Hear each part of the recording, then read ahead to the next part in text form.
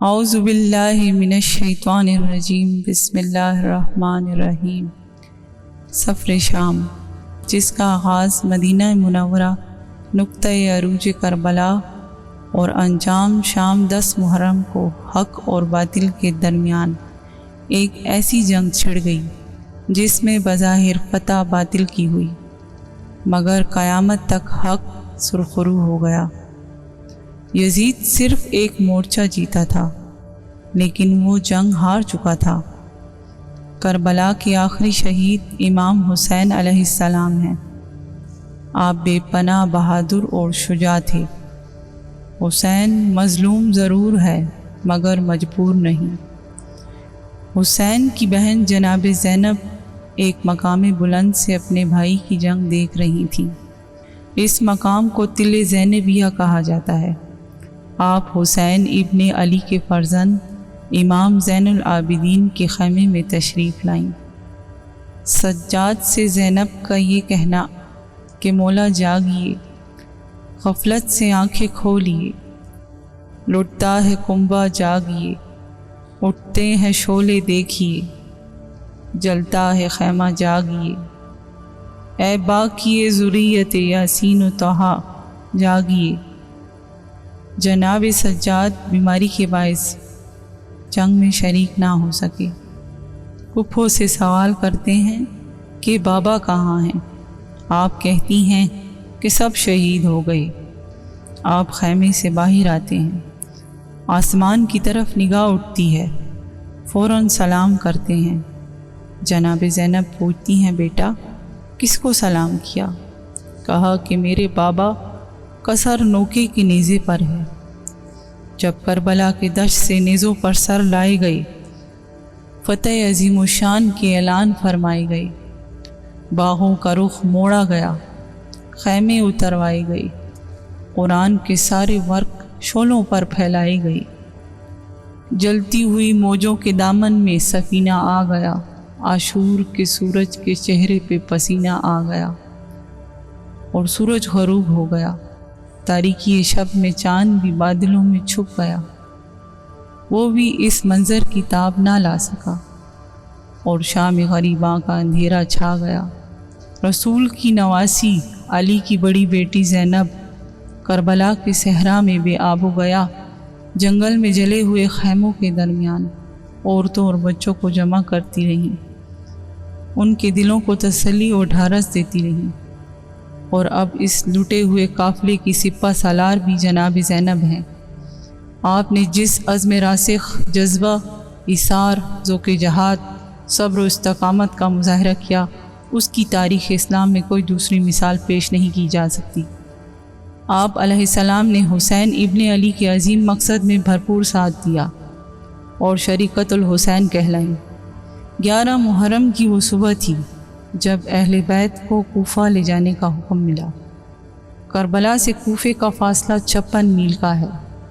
یہ فاصلہ بہت صورت سے طے کیا گیا اور روایت کے مطابق قافلہ 11 محرم کی شام کو کوفہ پہنچ گیا تھا۔ مسجد حنانہ کوفہ کی قدیم مساجد میں سے ایک ہے اور یہیں پر شہداء کے سر ہائے اقدس رکھے گئے تھے، اور اہل بیت نے یہاں قیام کیا تھا، اور یہاں سے ابن زیاد کے دربار میں لے جایا گیا، جسے قصر دار الامارہ بھی کہا جاتا ہے۔ اصل کو آراستہ کیا گیا اور ہر خاص و عام کو شرکت کی اجازت تھی۔ حکومت کی جانب سے اعلان کیا گیا تھا کہ امیر پر ایک خارجی نے خروج کیا ہے، اس کے مقابلے میں حکومت کو کامیابی ہوئی ہے۔ آج اس کے اہل و عیال کو گرفتار کر کے کوفہ لایا گیا ہے۔ بازار کوفہ سے قصر تک لوگوں کا ازدحام تھا۔ فتح کے ناکاروں پر چوٹ پڑ رہی تھی۔ اہل بیت کو ابن زیاد کے سامنے پیش کیا گیا تو اس نے جناب زینب سے مخاطب ہو کے کہا کہ سنتی ہو، یہ میری فتح کے شادیانے ہیں، یہ میری فتح کا اعلان ہے۔ شادیانے خاموش ہوئے، اذان کی آواز گونجی۔ آپ نے کہا ذرا غور سے سن ان الفاظ کو، یہ میری بھائی کی فتح کا اعلان ہے۔ شادیانے بند ہو جائیں گی لیکن یہ اذان تا قیامت گونجتی رہے گی اور میرے بھائی کی حقانیت اور اصول پسندی کی یاد دلاتی رہے گی۔ اس نے جناب زینب سے مخاطب ہو کے کہا، خدا نے تمہارے بھائی کو قتل کیا اور تمہیں رسوا کیا اور تمہارے دعوے اور جھوٹ کو آشکار کر دیا۔ جناب زینب نے اس وقت خطبہ ارشاد فرمایا، شکر ہے خدا کا جس نے ہم کو بزرگی اور کرامت عطا فرمائی، اپنے نبی محمد صلی اللہ علیہ وآلہ وسلم کی وجہ سے پاک کیا اور ہم کو ہر نجاست و ناپاکی سے جو حق پاک کرنے کا تھا پاک کیا، اور عنقریب فاسق رسوا اور ذلیل ہوگا اور فاجر جھوٹا ہے۔ ابن زیاد نے کہا، تم نے دیکھا کہ خدا نے تمہارے بھائی حسین سے کیا سلوک کیا؟ جناب زینب نے فرمایا کہ میں نے سوائے نیکی اور خیر کے اور کوئی چیز خدا کی جانب سے نہیں دیکھی۔ ہم اہل بیت کے لیے اللہ نے شہادت مقدم فرمائی، وہ لڑے اور شہید ہو گئے۔ تجھے ایک دن خدا کے سامنے جواب دینا ہوگا، اس دن کے لیے تیار ہو جا۔ افسوس، تو عارضی قوت و اقتدار کے نشے میں چور ہے، تیری یہ حکومت اور سلطنت دنیا زائل ہونے والی چیز ہے۔ حسینی انقلاب نے کوفے کے اس قصب کو رہتی دنیا کے لیے زمین بوس کر دیا جو آج ہماری نظروں کے سامنے ہے۔ جناب زینب کے اس خطبے کے بعد کوفے کے لوگوں کو اس حقیقت کا علم ہوا، دراصل یہ قیدی باغی نہیں بلکہ اہل بیت رسول ہیں۔ ابن زیاد کو کوفے میں بغاوت کا خطرہ محسوس ہوا تو اس نے قافلے کو جلد از جلد شام روانہ کر دیا۔ کوفہ سے شام جانے کے 2 راستے ہیں، لیکن اہل بیت کو طویل اور آبادی سے دور الجزیرہ والے راستے سے لایا گیا تاکہ کسی مزاحمت کا سامنا نہ ہو۔ اس راستے کا فاصلہ 1350 کلومیٹر ہے اور یہ مسافت 18 دن میں طے کی گئی۔ اہل بیت کو کوفہ سے تقرید، موصل، تلحفر، سنجار، راس العین، رقہ، حلب، تنصیرین، کفرتاب، حمص اور ببلک سے دمشق پہنچایا گیا۔ اس راستے میں اہل بیت نے مختلف مقامات پر قیام کیا، مگر شام کے شہر حلب کو ایک خصوصی اہمیت حاصل ہے۔ حلب ملک شام کا سرحدی شہر ہے جسے ایلپو بھی کہا جاتا ہے۔ عراق کی سرحد رقہ سے نزدیک ترین شہر ہے۔ اہل بیت نے دیر کے مقام پر ایک چھوٹی سی خانقاہ میں قیام کیا تھا جس کا نام ماروت عروسہ تھا، اور یہ جبل غربی کے قریب اوجان کے ساتھ نہر قزیق کے سامنے واقع ہے۔ یہاں پر سر امام حسین کو ایک پتھر کے اوپر رکھ دیا گیا۔ سر اقدس سے خون کے چند قطرے اس پتھر پر گرے اور جذب ہو گئے۔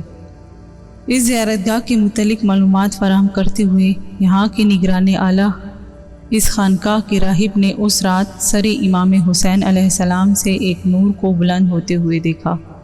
نگہبانوں سے پوچھا، تم لوگ کون ہو؟ تو انہوں نے کہا، ہم ابن زیاد کے سپاہی ہیں۔ پوچھا، یہ سر کس کا ہے؟